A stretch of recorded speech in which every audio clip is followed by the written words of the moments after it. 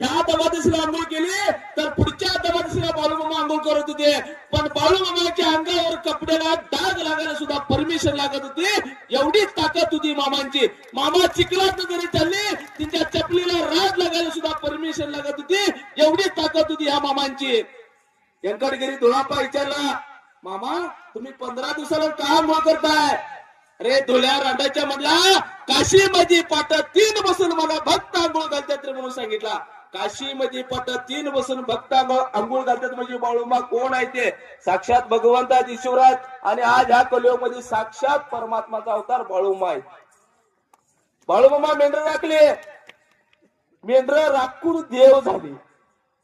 ह्या जगाच्या कल्याणासाठी मामाने बकऱ्यांचा अवतार घेतलं आणि शेवटचा ह्या कलियुगामध्ये मामाने ह्या बकऱ्यांचा अवतार घेऊन आज तुमच्या दारापत्र, तुमच्या गावापत्र, तुमच्या शिवपुत्र